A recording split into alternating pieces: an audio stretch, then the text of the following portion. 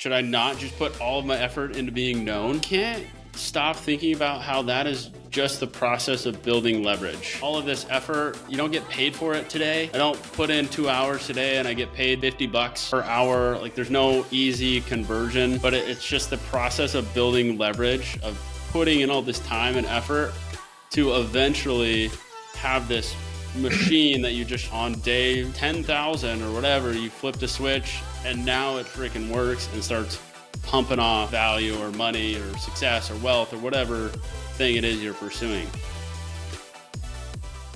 Why is it that when I go to Target now, I always go and grab a MrBeast bar? And I have never once done that in my entire freaking life. Why do I do that? Are they good? I don't even know what that is. What is You don't, you don't know what a Feastable is? Like a MrBeast bar Feastable? Is it like a candy bar? Dude, you're not on the Feastables grind yet? No. Feast like a beast. That's now cool. We have a problem. Decent. Dude, you're not on the MrBeast grind yet, I guess. I guess I'm behind the curve. You're way behind the curve, dude. Are they good, at least? Dude, the crunch version, that one's good. But again, I mean, it tastes like a better version of a crunch bar. And it's like a cleaner, a little bit better version of a crunch bar. But I've literally never once in my entire life bought a chocolate bar with my own money. And it's good, but why do I go out of my way at Target or Walmart now to go get a MrBeast bar? Maybe you want to support the brand. Yeah, I mean, yes. You've associated so much value with MrBeast that either there's some like reciprocity in play there, or I don't know. Why did we buy 3 books of $100 million leads? Just to get a hat? Why do we want the hat? I don't know. For sure. Question. I still got 2 of the books. I did give 1 of those books away. Yeah, I gave 1. But I still got 2 sitting right here, and I got the hat now. But 100%, that's kind of the question I was throwing around in my head and talking to Lex's brother about, of why do we do that? Yeah, support the brand, but what does that mean? I like what you said of like all the associations I have with MrBeast almost prompts me to want to purchase something that is associated with him, which is just freaking wild, man. Like the candy bar, the freaking crunch bar has nothing to do with him. I think there's definitely some persuasion at play. I think it's why certain brands use celebrities or actors or athletes to promote their brand. Because if you like, I don't know, if you like Mike Trout and you worship him, chances are you're probably going to go buy Nike cleats. Even if you don't really like Nike, you like Mike Trout so much, you want to either wear what he does or be like Mike, whatever type of association you have with that. And I think, I just read about it in Persuasion. I don't remember what section it's in, but marketers have been doing it for decades, centuries, whatever. So I would assume there's some type of branding at play there, but why we do it, must be a damn good candy bar, I guess. It's not though. It's good, but that's kind of the thing of all these associations that we have with people drive us to make decisions that are not rational whatsoever. The value I get from MrBeast candy bar is pretty much the same, like from a candy bar perspective, as I would get from a Hershey's or a Crunch. And I've never once in my life ever gone and grabbed one of those. So now why do I always go and grab one of these? Why, like, complete 180 just because it's his company and he has some association with it. And now I have all these associations with him of entrepreneurship and content creation and philanthropy that I want to see more in myself. Maybe is that it? That I want to see more of those things in myself. Yeah, maybe just with the whole content game and the editing and posting videos, posting shorts. Maybe, yeah. I I think there's layers to that all have to do with those things, but why? I don't know. I That's a hell of a question. Yeah, which begs the next question of is that is brand and or being known, having an audience, the most important thing you can have? Yeah, I mean, because chances are not everybody's going to see that candy bar and want to buy it. I mean, they might just go buy a Crunch bar, but I think it's towards. I think if you put a Crunch bar and a MrBeast bar or whatever the hell they're called, Feastable, next to a content creator or a YouTuber, whoever, I would put money that chances are they'd probably go with the Feastable. But if you do it next to, I don't know, my dad, who has no idea who MrBeast is, he's probably going to go towards Mr. Crunch because he's going to be like, what the hell is a Feastable? And so I think it's maybe the target audience, and maybe he's doing exactly what he set out to do, was to get people like you to purchase a Feastable over a Crunch. And I guess the question would be is, as an entrepreneur, is how do you get to do that? And maybe that question, or I'm sorry, maybe the answer is brand. Because if I have two similar products, then obviously probably his is more healthy than a Crunch bar. I just briefly looked at the health facts and organic cane sugar, whatever. I know Crunch doesn't do that, so there's that. But I would assume, it's probably heavily purchased by kids or content creators, or I know he's got 200 million subscribers. I mean, there's probably a vast amount of people that like his stuff. But I mean, I could, using myself as an example, when I was a kid, I would purchase things that my favorite athletes used. I would swing the same bat. Like I would purchase the same gloves that they did, whether that glove was good or not. I was like, oh, Josh Hamilton has this glove. That was my guy back in the day. Like Josh Hamilton uses this glove, so I want that one because it's going to make me like Josh Hamilton. So maybe it's some like rooted into our psyche, or I don't know. There's got to be some type of persuasion at play or type of instinctual nature that makes us align with people we like or people we want to be like. Yeah, which is crazy to me. The more I look into it and the more I think about how difficult it is to be like really good at a bunch of things, like trying to find the one thing for me to focus on to put all of my effort into. Should I not just put all of my effort into being known and into branding if it leads to things like that where people are just going to go buy whatever freaking product Kylie Jenner puts on the market next, regardless of what it looks like, or Logan Paul with his Prime water? Just about to mention that, yeah. And like, I understand it takes so much like time and effort to build that brand and become known and whatnot, but that is just that's leverage. It almost feels like you're building leverage there to where you build all of that up, you build this brand, this following, this audience, these associations with yourself, and then you make one post about a product you just launched and your $1 million shows up in your bank account 3 weeks later. When I think brand, and maybe just the answer is brand, because I think you can have a brand. If your brand is good enough, you don't really have to market. You don't have to advertise anything. You don't have to promote your product because you've already promoted yourself. And your product is just an association of you. Sales will probably just happen in and of itself. So really, you don't have to worry about selling. You don't have to get leads. You don't have to do any type of promotions. Like you just have to do whatever you're doing. And yeah, like Logan Paul's an example. Chances are Prime isn't any better than Bang or Rain, or I don't even know what. I think it's an energy drink. I've also never bought that, but like he solely, he built $1 billion company in however long, pretty short amount of time, simply because he's Logan Paul. Conor McGregor with Proper 12, The Rock, whatever he had, Terramana, that might be George Clooney or Yeah, that's The Rock is Terramana, George Clooney's Casamigos, but Casamigos, yeah. same exact thing.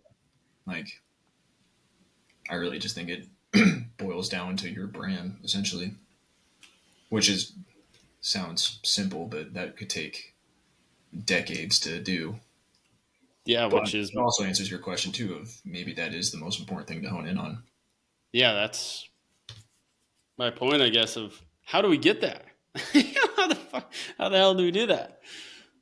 I don't know. I mean, What's hearing like podcasts all the time too, like with their sponsors, any podcast you listen to about personal development, you always hear like AG1.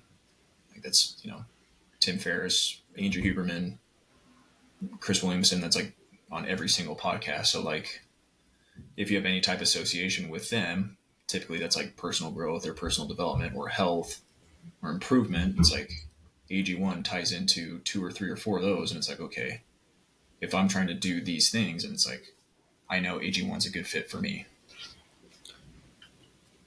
So like in our sense, depending on what we eventually niche down to down the road, if we are having some type of sponsors, like I would assume that would have some similar effect.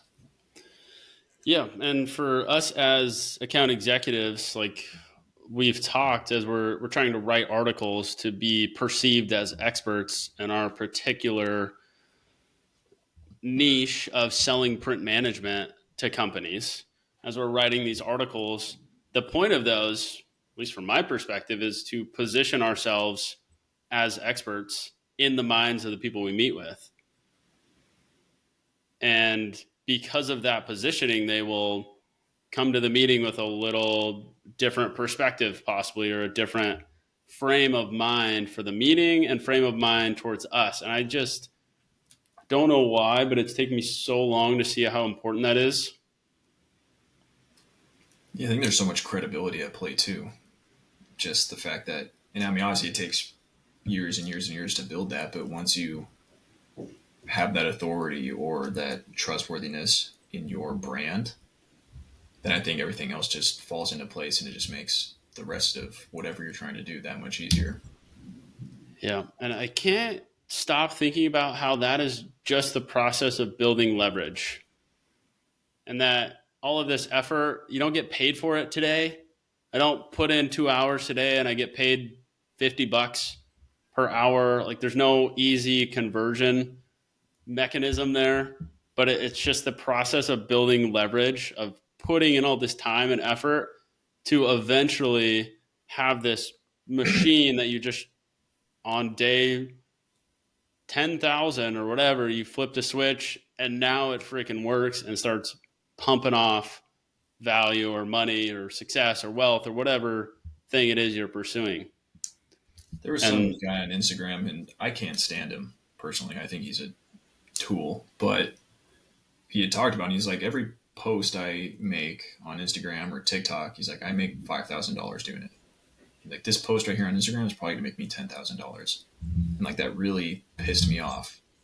But then it made me also think it too, and it was like, it doesn't matter what I think about this dude. Like this guy's built such a brand over the course of 15 years doing whatever, like real estate investing or entrepreneurship, whatever his thing was. But it gets to the point, like you were saying, on leverage, he can just throw a YouTube video out or a clip, a B-reel, and it's just going to monetize in and of itself without really doing anything. Like I think that's infinite leverage. I don't know how to argue with that. that's where we want to go. I think, I don't know if you're talking about Grant Cardone or somebody else, but No, I like Grant. yeah, Grant's a good dude, but he has one thing I saw a while back where he said he's not trying to be liked, he's trying to be known. And he just pumps out content. He posts like 8 times a day or some shit like that on Instagram and everything else. He's just pumps them out. It's a numbers game, just like sales. He says he just tries to post as much as possible. He says outlandish things just because he wants to be known. He said, I don't care about being liked. I care about being known. Yeah, I saw something where Grant Cardone was doing it was like a live coaching call, and they pulled up like their Instagram or something, and they had 5,000, 10,000 followers, but they had like 200 posts. And he like pulled up his, and he's like, "What do you like? What's the difference here?" And they're like, "Well, you have 5 million followers," and he's like, "No." He's like, "I have 12,000 posts. You have 200." He's like, "It's just volume, dude." He's like, "That's it. It's Wow. multi-channel. It's just yeah, like you said, just getting more eyes on your stuff, essentially. Just crazy, crazy. And Which I then think us too, like which I think we're getting in the mixed up now. Like if we're hitting YouTube, we're hitting Shorts, we're hitting Instagram, we're hitting newsletters, podcasts. Like you're hitting every channel that people can consume however they want. I think once you get to that stage of just continually hitting in those channels, then I think it's bound to grow unless you're working on the wrong shit. yeah, I keep wondering about that too. I think maybe weight loss is a good example of what I'm trying to say, but to talk through the example here, if you are trying to lose weight and you just like work out for like 5 minutes a week, like you're not at the threshold where you're actually going to lose any, and then maybe 10 minutes, maybe an hour, like there becomes some threshold that you have to get past to actually see results. And I just wonder almost what that threshold is. I see even to myself so many times that I'm working really hard, but am I maybe just right below that threshold of what's actually going to take it to the next level? Am I, you know, posting twice a day when 3 times a day that's actually like the next unlock of when things are going to start happening?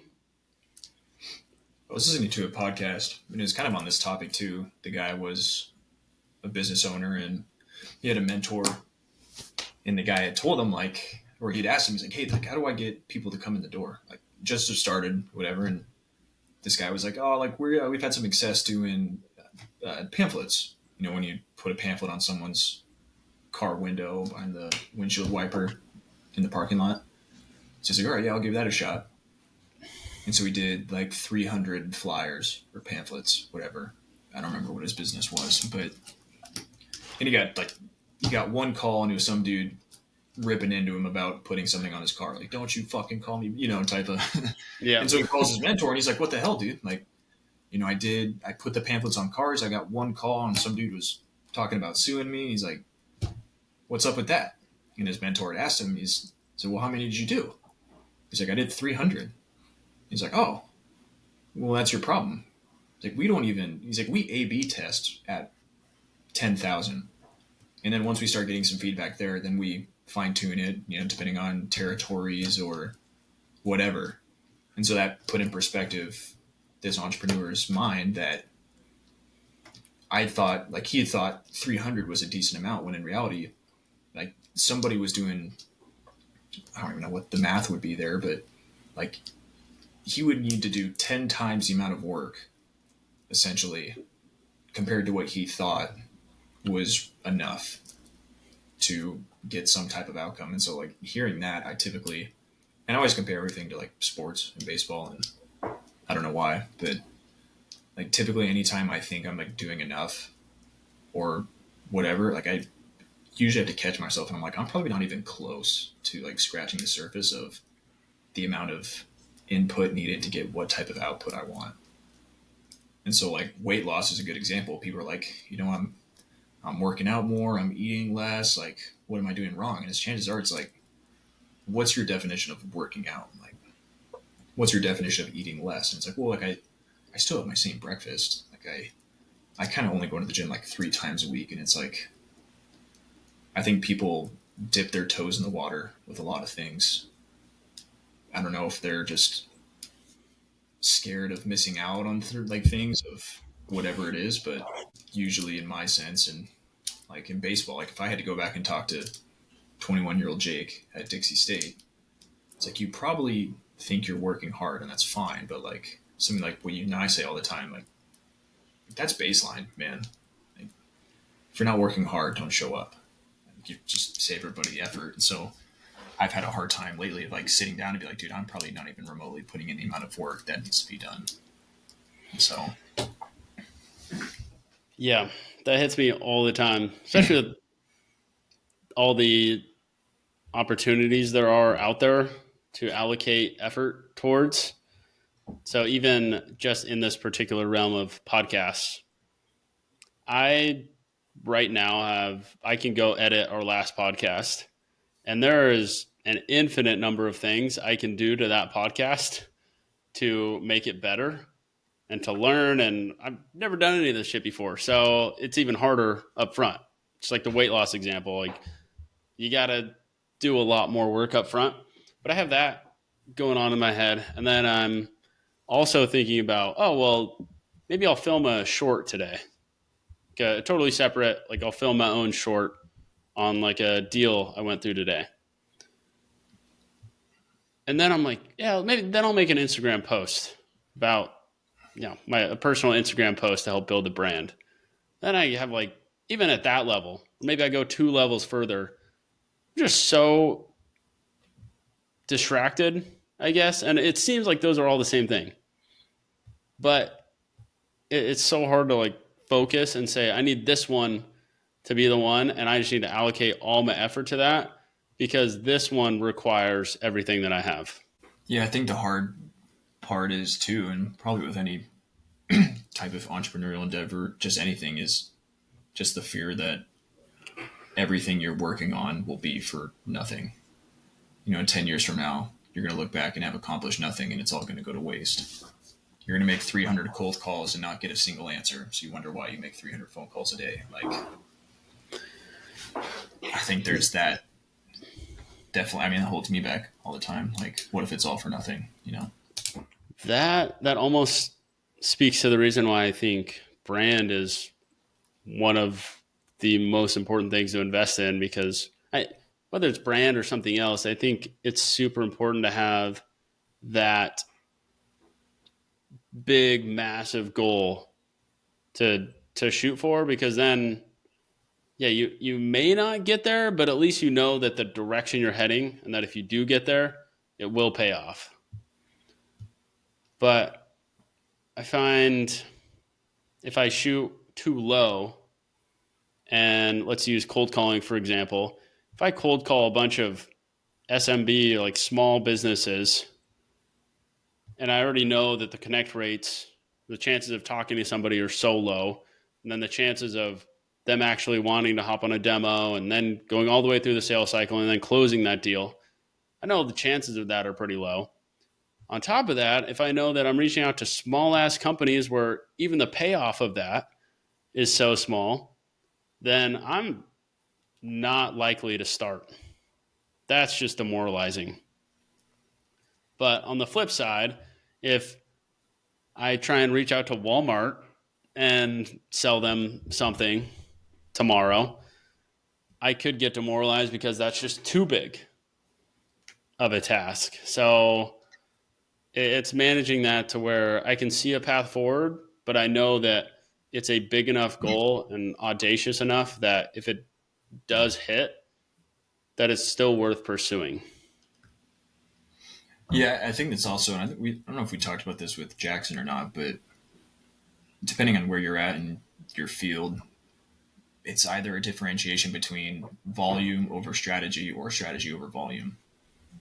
And maybe in enterprise and strategic sales, yes, there is a volume play, but if you lack strategy, then Walmart's never going to reach out to you. If you call Walmart 1,000 times, like, Walmart has 1 million employees.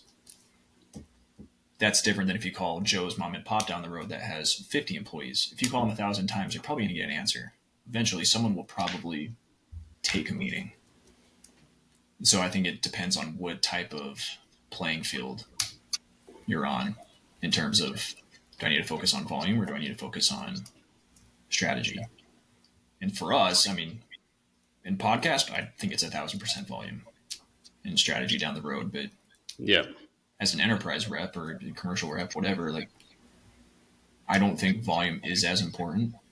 I think there's a volume play, but to be more strategic, I think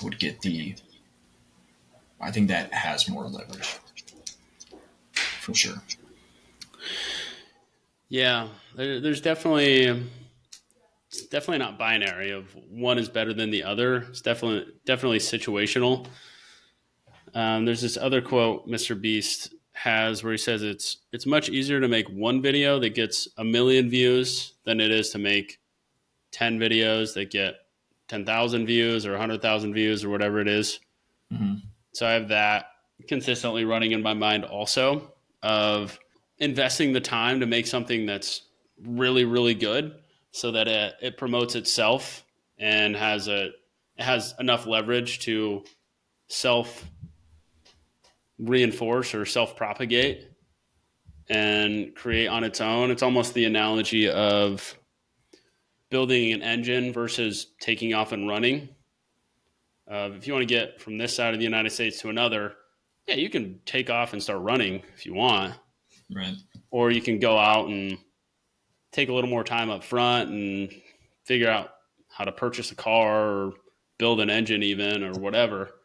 And then once you have that, the guy who started running might be 20 miles ahead of you, but after 30 minutes of driving in your car, you pass him. And the same thing kind of applies here of if you go one direction, say you don't build a brand and you just want to be an employee and maximize your salary, or you go the entrepreneur route and you try and build a huge brand and you try and build this business that's like a cash flowing asset, you might be by year 4 at 200K in annual income or whatever going one route, and like at 50K going the entrepreneurial route. But year 6 might be the year that you pop off, or year 7 you might be 10x what you would be in year 7 at like a corporate job. So I keep thinking about that too, that every hour, every investment I place in this is not going to pay off right now. It might pay off in year 5 or 6, which is hard to wrap your head around, I think. I also try to think about what can, knowing what you know now, 2024, Braden Stutzman, what can you accomplish and give to the world? Because I think that's the whole argument of don't make good the enemy of great. Because we could work on one YouTube video for 3 years to make it absolutely perfect and post it in 2027, whatever. But it's what are we able to do current state with our skill set, with our knowledge, with whatever, to post the very best thing or to do the very best thing that we can do? Because chances are in 3 to 4 years, it probably is going to be better, and that's fine. But I think we need the reps, and we need to know that it's just skills and things that stack on top of each other over time to eventually work on us to make whatever it is we're doing. But I think the biggest thing is not doing would probably be the worst possible thing we could do. Would be to make 50 podcasts and not post a single one because we're worried it's not good enough, rather than just continually posting and fine tuning them. And like you were saying, just making one video, one podcast, 1% better, one call, 1% better, whatever it might be. I have to tell myself. That's a really solid point for sure. Because once you have the skills to make a really good video, then you can focus on making really good video. But if you don't have 1/10 of the skills you would need to do that, then just focus on getting the next skill that you need. Chances are, our 200th podcast will probably be better than this one. Yeah. But it's do we just continually wait, 3 or 4 years down the road to post that podcast, hoping it fine tunes up to that point, or A/B test up to there with still putting out volume and just getting 1% better every time to eventually continually getting whatever desired outcome we want? I think just having the volume is leverage too. And that's a branding play too. Just having somebody go to our YouTube channel or our podcast channel and just seeing 100 episodes there. Could be 100 bullshit, horrible episodes. But even just having that number there to show that we put 100 episodes into this thing. And yeah, it'd be hard to believe that we wouldn't be better on our 100th one, or that I wouldn't be better at editing on the 100th one, even if I only try to get better at one thing every time. Well, I think it helps too. Like you could use that as, maybe a hook. Like we made 200 YouTube videos that sucked, but our next 50 grew X amount, or we were to, we made, you know, 50 grand in a week for Yep, episodes. You know what I mean? Like, so I think it's all just a storyline that stacks on top of each other. for sure. It's all like a story for us to tell, and everything's an advantage. That's what I've been telling my SDR lately, or he was my SDR. Now he just got promoted to AE, but So that. my manager, who's director of sales, like over the AEs, my SDR was applying to become an AE, and my manager was giving him a hard time, like putting him through the ringer, working on a bunch of different stuff. And there's just like a lot of stuff with the organizational changes, the tech stack that he was able to use kind of got shifted, and it was tough. And I just told him, hey, everything is an advantage. You can, when you go meet with my current manager and you try and tell him why you're a good fit for the AE role, you can go one of two directions. You can complain about the software not being correct. You can complain about the list wasn't very good. Or you can say, despite all of these things, I still showed up and grinded. And I made my 200 calls a day. I still doubled everyone else's call volume, even knowing that conditions were not favorable.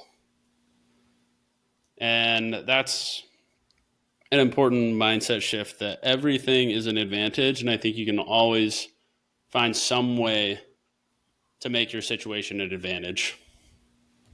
Yeah, I think like the Stoics talk about like you have the choice between which handle to grab. And obviously I'm paraphrasing, but like, yeah, you can grab the handle of this product sucks, these leads suck, blah, blah, blah. Or it's like you said, you can grab the handle of despite all this, I can work on my pitch. I can work on my tonality. I can work on building my resume. So down the road, I can say, I was an SDR and I made 200 cold calls a day and it sucked. But I'm at the stage now, and whatever it is, hopefully you're better, obviously. But yeah, it's all some type of. I think it resonates too, because nobody hops into a role, nobody starts a business or starts in some sales job and fucking kills it. Like, it just doesn't happen. Everyone sucks, and people typically only get better at things that they continually do, which is ironic because we only want to do things we're good at. So it's like you have to suck at something for a while. And I think people respect those that have been to a certain place, whether it's entrepreneur or, a successful content creator or YouTuber. Because it's like at some point, MrBeast posted, a YouTube video every single day for 5 years and nobody watched it. But now he's the most successful YouTuber ever. Like, I think that helps with branding. I hope it builds with your following and whatnot, depending on who you're trying to reach. Yeah, 100%. You don't get an epic story without epic adversity. Just the next boss. Next one, you just keep leveling up. I feel like just keep leveling up and then just keep going, man. It was like Jackson too. Like, he was just worried about, I think he'd mentioned it too. He's like, well, what happens if Idaho Live-In fails, or like what happens if we go out of business? And it's like, even if it did, like the amount of time, everything he's gotten up to here is taking, let's just say 2 years. If he were to go out of business, he could fast track his next endeavor, by, he could probably do everything he's done now in 6 months in his next thing, because he knows everything not to do. He knows that, like, hey, I did this, but I can do it a little better by doing it this way. And so, like, that's something I was telling an SDR too. It's like, in a sense, it's all a sandbox, but it's also training for the next thing. Like, whether it works or not, like, you're just building yourself. Like, you're the Swiss Army knife in a sense, and no one can take that away. Yep, you are the product of your work. Just is the motto recently. 1,000%. Yeah. Yeah. The other cool thing about nobody watching the podcast right now, we can just fuck around and do whatever we want. Sure can. Get the random edits in there of, I can throw a comment in the middle of an episode somewhere. Your puppy when you get it. Oh yeah. So yeah, that's an advantage. We can mess around and do crazy things. We can do different segments presented by mamitas, like Sunday conversation. But I think it's, I mean, same thing. It's like if we fail, nothing really changed. Like we're still at where we're at now. You know, we're still W-2 account executives. We still have good jobs. So it's like, it's kind of the whole concept. Like if you make a call and they say no, like you're not going to die. Like you're in the same exact situation. If you ask the girl out and she says no, you're in the exact situation you were before you asked her out in the first place. Like, Yep. you And know, the thing I have on my whiteboard right now, one of my to-dos is 100 videos. And I think even if this amounts to nothing, nobody, like we get 0 views. If we upload 100 videos, I'm going to be I'm just going to have like a great sense of achievement either way. Because you could also say we that did the you're in work to the, do that. we're also in the 99% of podcasters. Or I'm sorry, we're in the 1% of podcasters. Which is pretty baller. I'd put that on a resume. Oh, for 100%. sure. The Uploading. top 1% of all podcasters. We actually, how many do we have now? Wait, how many do we have posted? Posted on YouTube. We're on, I feel like we should have more, but 15, 16 maybe. I know we've done more episodes than that. I've got to figure out where they're all at. what about on Spotify? How many do we have? Right now I've got too many tabs. We got 13. There's 13 on there. We've done way more than 13. As of now, we're 7 away from being in the top 1% podcasters. Yep. Yeah. And then we got all those medium form videos I'm cutting out of this. We're gonna be at 100 videos in no time. I'm not gonna include the shorts. It doesn't count, but How's our YouTube doing, by the way? looking it up right now. Ooh, no views. That's crazy. We got 11 on why we don't go to weddings. Big time. That's pretty good. 35 on do what you want. Yeah, that's big time. Got 10 subscribers. What's going on? 10 subscribers. We're killing it. Let's go. Yeah, the big thing I'm trying to work on now is our click-through rate is horrible. What is that? So click-through rate is the amount of people that see our video somewhere. They see the thumbnail, like they just watch a video and then our video pops up, or they're scrolling through the YouTube feed and they see it. The percentage of those people that click on the video and then watch and give us a view, I'm not sure how long they have to actually watch it for it to count to be a view, but basically the number of the people that see it and then click on it. Our overall click-through rate is really bad right now. It is the videos. It is point, which is well below average. We want to get that to like 4 to 8%. MrBeast is 30 or 40%, but we're not going to get there yet. Yeah, I think it's bad. But if we're going to do a little money ball here, a little backtrack or diagnosing of the problem, that just makes me think that the problem isn't necessarily the content. The problem isn't necessarily the editing in the middle of the podcast. One second. What would you like? We are actually thinking about experimenting with what? some new things on the podcast. You are quick enough. I was gonna say having you just like hop on topless would be yeah. I'm sure that would just do really That would well. definitely- it would do really well in a short. I promise you. Oh, I'm sure people would love that. That would do it. Until you got banned. Yeah, we'd get banned. I'm just bored. All I right. don't know what to do because You- my lessons are all fucked. All right. Let me finish working.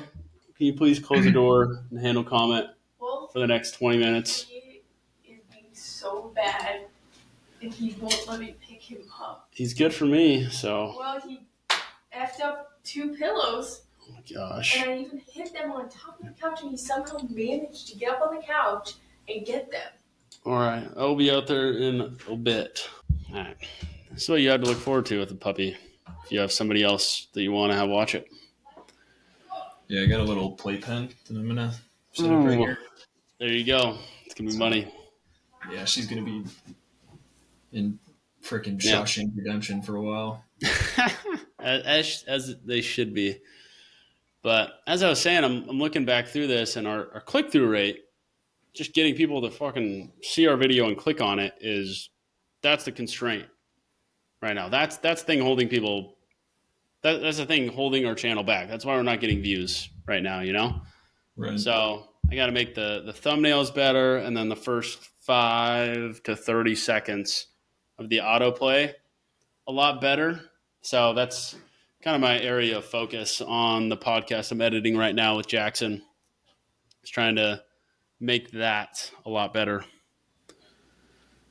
I just noticed in the thumbnails, there's the boxing rink in the background. The background? Yeah. I didn't notice that before.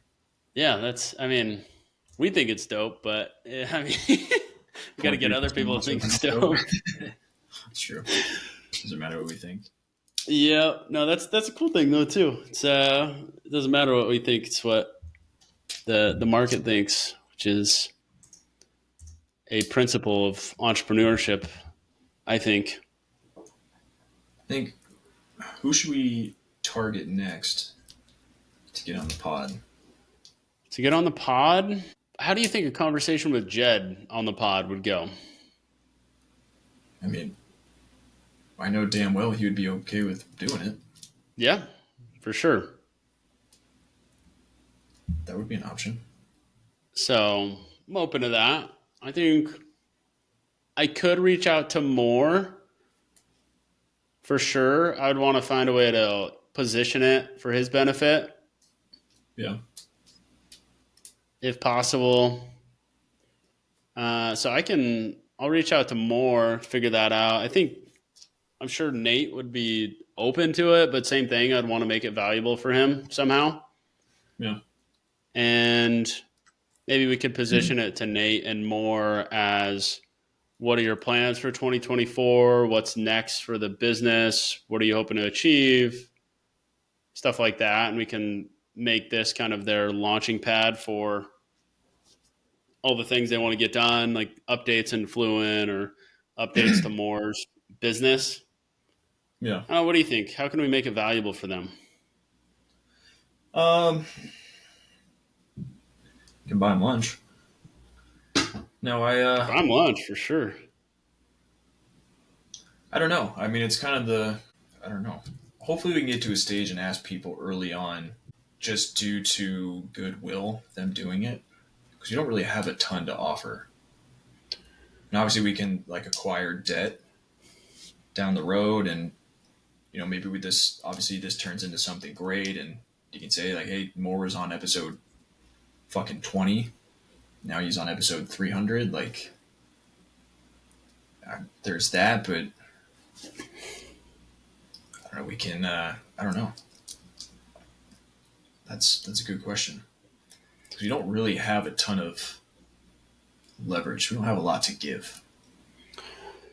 Totally. I wonder, one thing Jackson left the pod saying as well is it just really is helpful to try and articulate all the things we got going on in our head.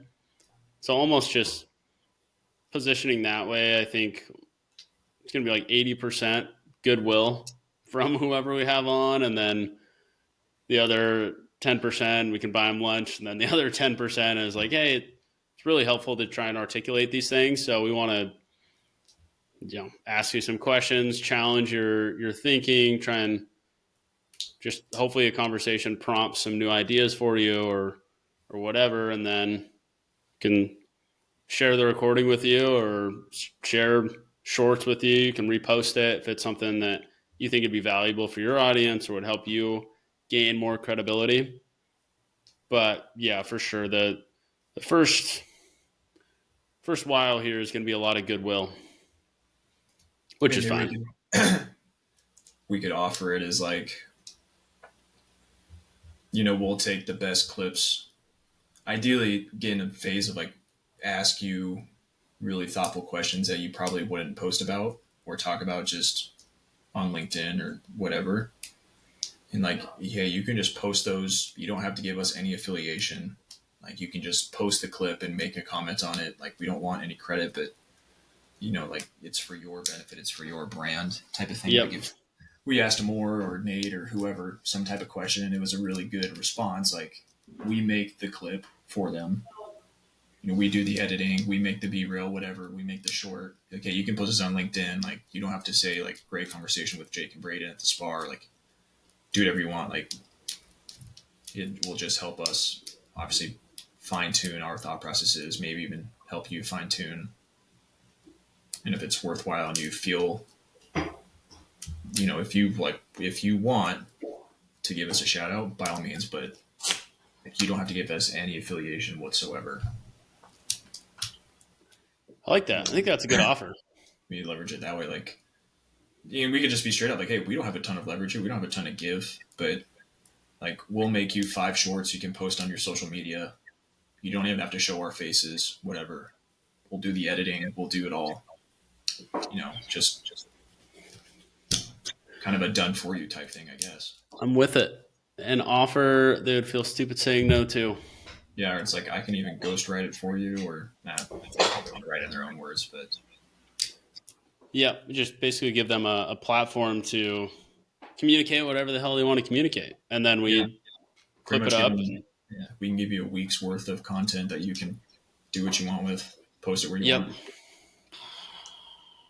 That might be the only thing we do or can do. Yeah, no, I like that though. I think that could work. I think that would be good. I would feel good about that. I never feel good about just accepting pure goodwill.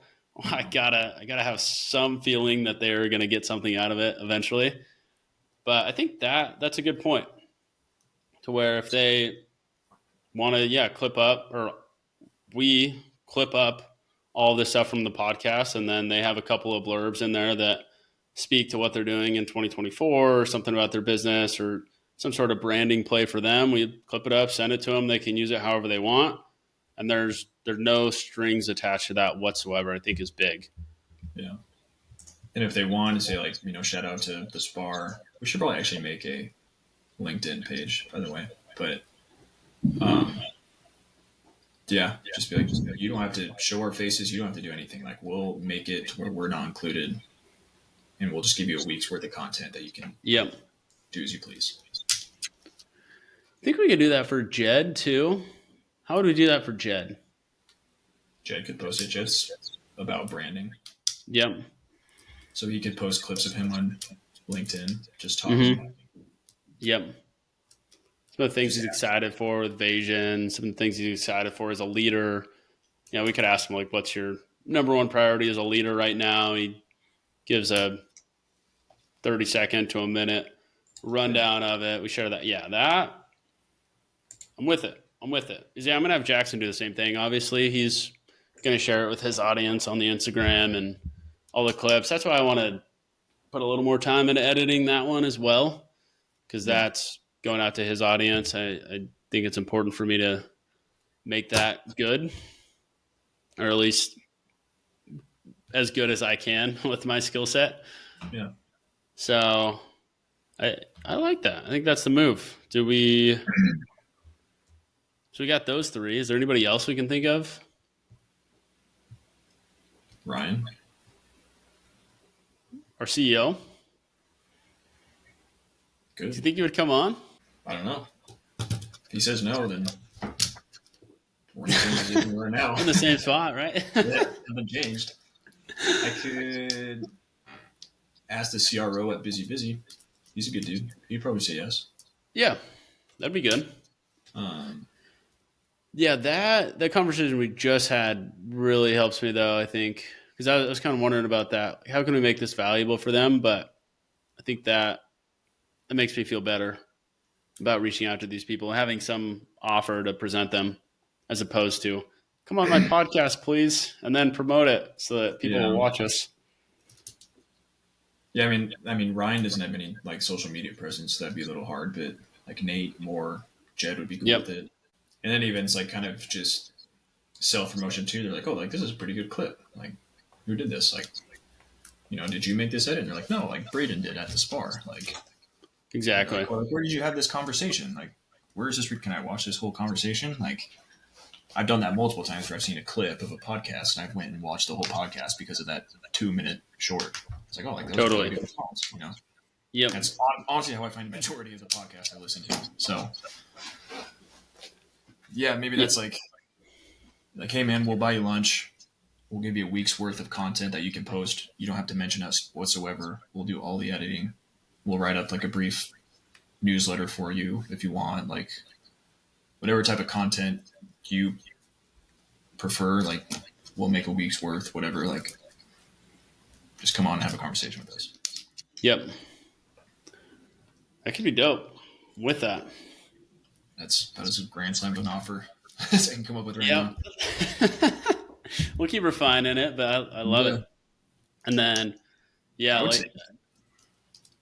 what's that? I would say yes to it. Oh, for sure. Unbiased. Yeah, especially the goodwill on top of that. And then now, I mean, we can branch out and ask those people, hey, do you know anybody else that would want to do this?